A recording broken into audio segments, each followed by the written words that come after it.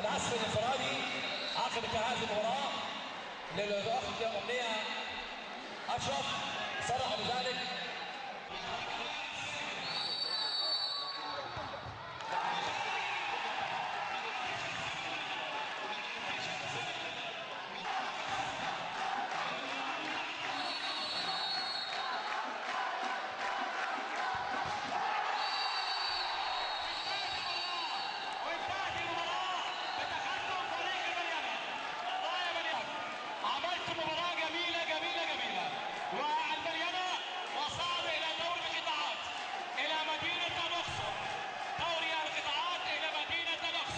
والله احنا كنا عاملين دعوه لمراكز الشباب، جميع مراكز الشباب، انها تعمل نشاط رياضي عندها وفي بعض الالعاب المختلفه، وتقريبا كل الالعاب النهارده النهائيات فيها، سواء كانت نهائيات في الكاراتيه في الالعاب الفرديه زي الكاراتيه، او نهائيات في كره القدم، نهائيات في الكره الطايره من مراكز الشباب.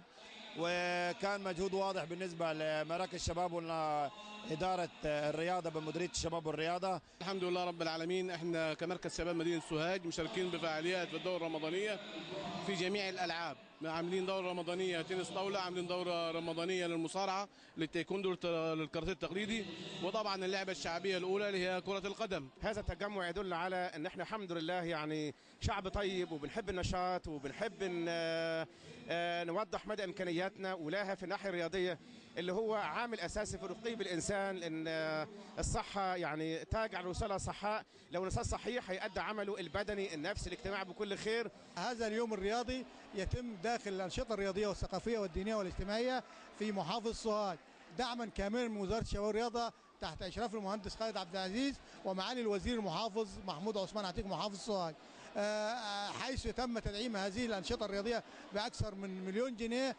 لهذا اليوم الرياضي على كأس السيد رئيس الجمهورية، الدورة الرياضية الأولى على كأس السيد رئيس الجمهورية داخل محافظ سوهاج. والله لعبة تنس الطاولة كانت من فترة من الألعاب الشهيرة، بس دلوقتي يعني بمجهود الأستاذ خالد أبو لفا والأستاذ أحمد الديب والكابتن حلمي محمد فريد والدي طبعا، ومجهود اللاعبين كلنا يعني ايد واحده عشان خاطر ان احنا ننشر اللعبه في محافظه سوهاج والصعيد كله ان شاء الله.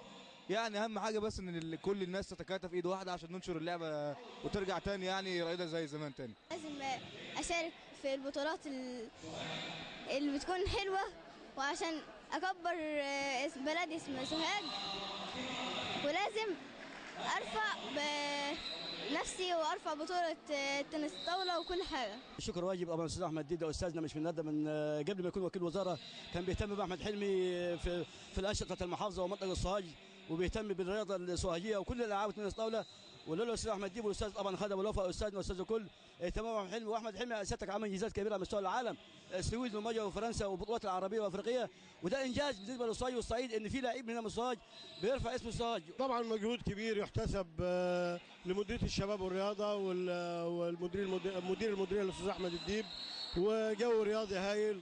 وطبعا في رمضان الجو الرياضي بيسري العمل الرياضي وبيحولوا من تنافس رياضي الى عمل اجتماعي كمان، نظرا لوجود الاسر والعائلات كل خلف ابنائهم، وجو جميل بتحيطه كل معاني الحب والموده والمنافسه الرياضيه الجميله.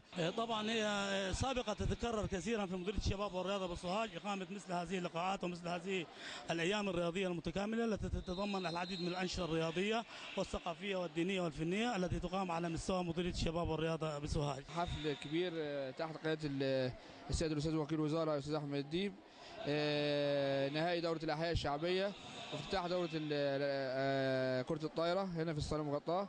وتعرف ان الاستاد الرياضي دايما بيستضيف كل المهرجانات والبطولات الرياضيه في محافظه سوهاج. مهرجان رياضي كبير تنظمه مديريه الشباب والرياضه ومحافظه سوهاج بالصاله المغطاه من استاد سوهاج عصام محمود لكره بلدنا.